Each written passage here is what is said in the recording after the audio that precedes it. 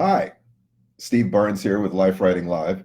And it has been a long time since I've done Life Writing Live, although I have been doing a lot of essays and things of that nature. But this is going to come back into my schedule now and into rotation. I've figured out what it is that I need to do and how I need to do it. And I wanted to kind of get people caught up a little bit on what's been going on in my life. Uh, there are ways in which I've closed the door on an entire first section of my life, um, in the sense that I went through, well, I did not going through. From the time that I was a child, I decided that I wanted to have balance in the three major areas of my life. Body, mind, and spirit. Let's say I probably realized that that was important when I was 12 years old or something like that.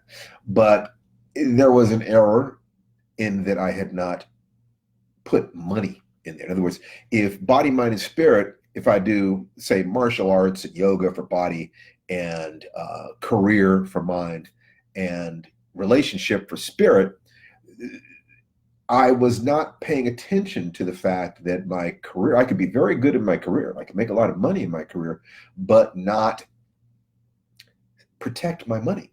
And I didn't.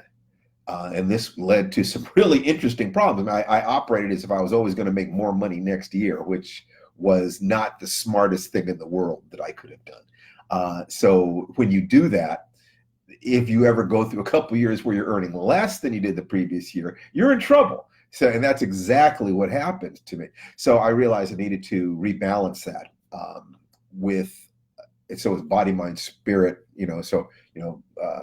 body, fitness, career, family, and money. Specific, how do I protect that? And it actually took several years to rebalance that. It was no joke. So I wanted to talk about what has happened since that period of time. And I also wanted to speak specifically about the heart space, what happens when we open it. So, with that preamble was sort of to let you know that there is a specific intent here.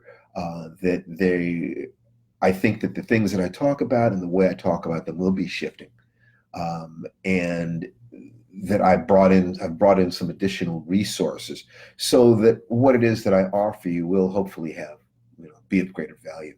So, what I want to talk about today, related to a bit of coaching that I was doing not too long ago, where I was consulting with someone who was being asked to be more emotionally open in their relationships. But this person came from a context in which the display of any kind of weakness at all, was interpreted as an invitation to death. I mean, to literally display of any kind of weakness was a dropping of the armor. It was not interpreted as vulnerability. It was not interpreted as something that was attractive or even manly. And this is not totally nonsense. There really are contexts in life in which it is unwise to reveal your emotions. There really are contexts in life in which anything other than strength and burying your emotions and, in some ways, pretending you don't feel them, will lead to greater pain than pleasure. And there is a truth that I think that it is useful to notice, and that is that whether you are the smartest human being in the world or whether you are a worm, you're going to move away from pain and move toward pleasure. That is just a reality. Everything that anybody does has always been a matter of moving away from pain toward pleasure, that you've never done anything other than that. If you are stuck in pain, it's because you don't see a more pleasurable way to function. You don't believe that taking efforts will get you there, or you don't see a way to take efforts. In other words, if you know that, for instance, this was recently said, a guy says that, well, I know that if I go to the gym, I'm going to feel better. I believe it. I know how to lift weights. And yet I will sit on the edge of my bed and not get myself to the gym. Therefore, It is not true that you could know what to do and believe that it will give you positive consequences and you will still do it. Well, it is important to ask yourself the question, what are the component steps to accomplishing the thing? Because if you say, if I get off the bed and get to the gym, then I will feel good, then the question is, get off the bed. You can sit there and literally, I don't know, I'm so depressed. I am so frozen in place that I don't know how to take that first step. I don't know what to do.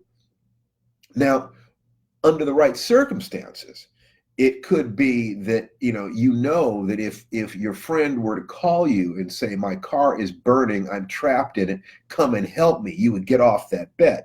If you know that you will lose some large amount of money if you don't get to the gym a particular day because you've made that bet with your training partner, you'd get off the bed. So it would be reasonable to say that I know that lifting the weights would make me feel better, but I don't know how to get myself to the gym. So you keep going and you're taking a smaller and smaller and smaller piece of it until you're at the point where I literally don't know how to operate my body. There's so much pain, so much depression, so much, so many conflicts, values conflicts, so much pain anchored in my body that I don't know how to function. I literally don't know how to motivate myself to do this thing that I know that if I could do it, I would feel better about my life and better about myself. So the question comes up, what's going on? And I thought that it would be useful to ask a question or to examine a belief pattern that has passed down to us through the Hawaiian Huna magicians. So I'm going to, once again, I'm going to demonstrate why I'm a writer and not an artist by drawing a picture of a man sitting in a cross-legged position. Okay, there's his knees, there's his head, he's smiling. Just a little guy. And we can talk about the chakras. You have the root chakra and the sexual chakra and the power chakra, and here's the heart. And here's the throat chakra for communication. Here's the head and the intellect and spiritual chakra. But I hope you can see that. And let me actually use a broader pen. Just a second. Be right back. Okay, broader pen. I'm going to go over this again. Hopefully, make it easier to see this. Ooh.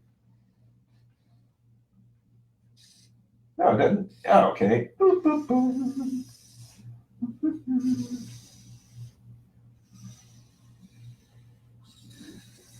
So here's his knees. There's the body. Heart chakra, throat chakra. Here's the head. Somewhat disproportionate with the body, but nobody's got every skill. But 1, 2, 3, 4, 5, 6, 7. Okay, so it's useful to simplify this.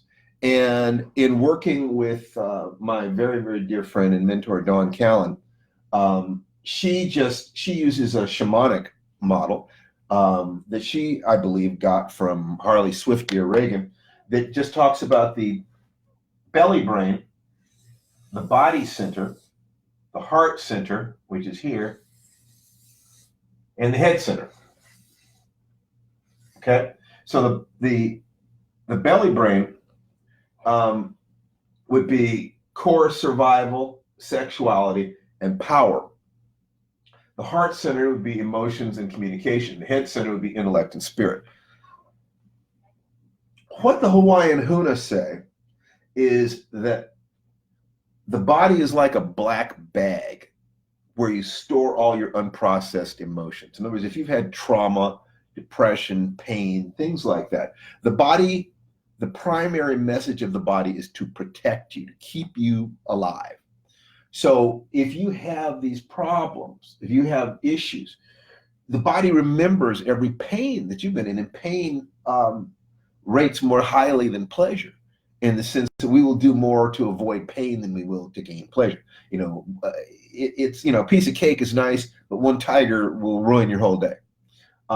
So something that happens to you that's painful when you're young is going to create an aversion pattern that can be very, very difficult to root out. And for a lot of people, what they will do is if they're carrying a lot of pain in here, so like draw this circle representing the belly brain, and you got all this pain that has happened, all this pain. So you can get to the point, especially if you've been abused, have had extreme stresses in your life, where you store that stuff someplace where it doesn't poison your heart. So you can still, enjoy life to a degree, but you've got all these toxins down here. You've got all these toxins connected, stored up in the physical body.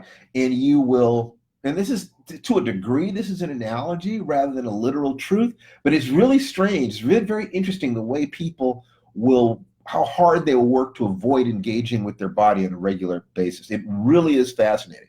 And the comment that you can awaken your human energies from the heart out, or from the belly, the root up, but never from the top down, is so interesting, because when you talk to people who are completely unphysical, who do not exercise, who do not engage with their bodies in any sort of patterned way, you will often find that they get stuck. They have theories about the way the world works that has nothing to do with reality. They don't test those theories in reality. They can open their hearts.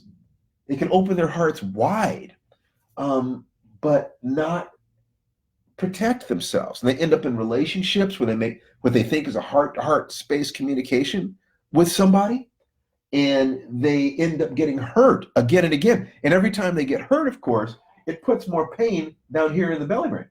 So, it's like, I'm in love, I want to trust everybody. I want to be expansive and connected, but I'm doing it with the wrong people, so I get hurt. The pain goes down here. And as soon as you recover, it's like, well, I'm ready to get back out there and try again. So I'm going to open my heart again and give my heart away to somebody, but I don't have my instincts.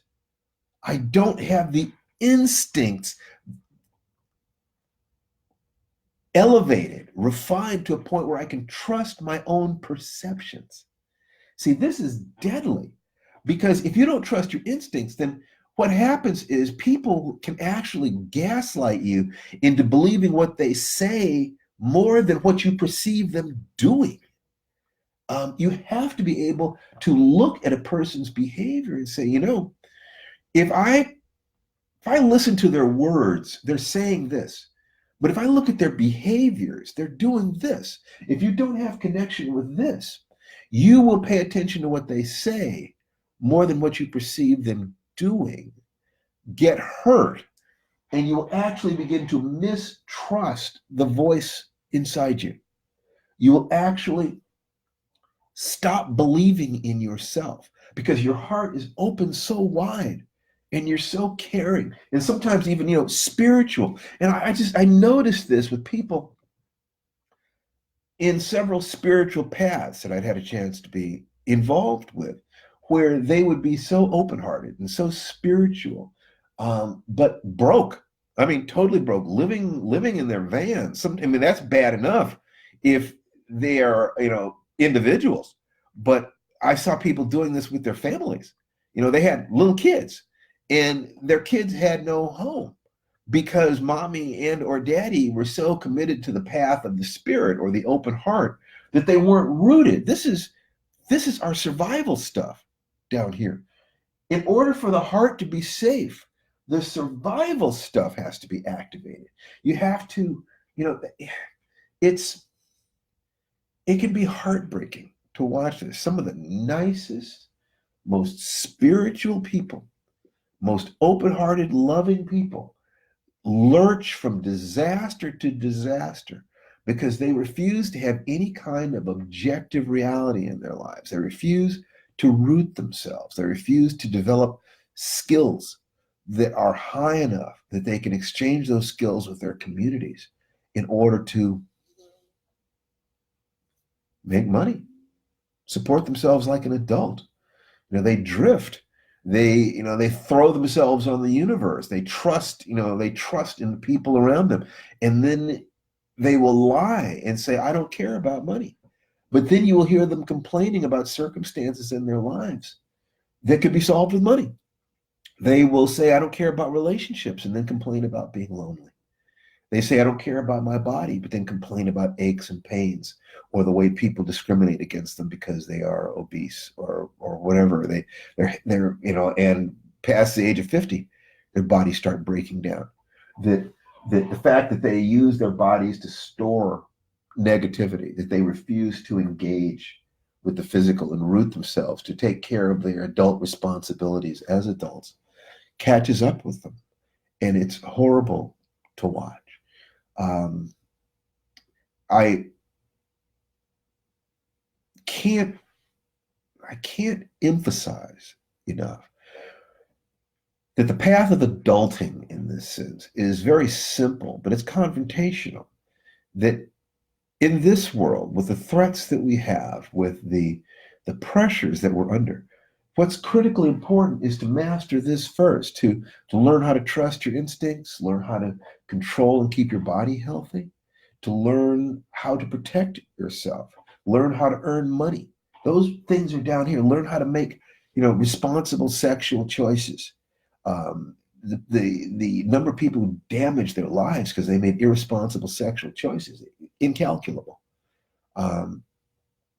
Then after you have this opened, anchored, after you have taken care of that, then it is safe to open your heart and care, because you know that if you get your heart broken, you can retreat to this position, you're going to be safe. And people cannot manipulate you on the basis of threatening you or gaslighting you if you trust your instincts about them. And they can't manipulate you with fear if you know that you have access to your animal survival instincts. So I just kind of wanted to talk about that today, to kind of get the conversation going about why these basic awarenesses are important. I mean, I had to literally, like I said, if I had my martial arts and yoga and my relationships and my career all together, I had to literally go back here and look at my beliefs about money, and my beliefs about power, in that sense, my belief about the relationship of the adult self and the child self, in order to rewire myself to literally operate differently. And there was fear and confusion involved. But if you're connected with your survival place, you'll move through these things. So, how can you do that? Yoga is a fantastic way to engage with the body. And I saw a note today of somebody talking about how they got into yin yoga and it was excruciatingly painful at first, but now they look forward to it. And one of the things I could think of was just a little secret that I wanted to give you that I got from the guy with whom I did my training as a yoga instructor, Rod Stryker. And the comment was that if you never go in yoga so hard that you break the thread of breath, yoga is not supposed to be a painful thing. There could be some discomfort, there could be some intensity, but you don't go so deeply into a pose that you cannot breathe smoothly. So, I think that there is a level to which this is going to be true with any activity. You should be able to maintain the thread of your breath, that you should never go, higher than a 7 on a scale of 1 to 10 in terms of pain.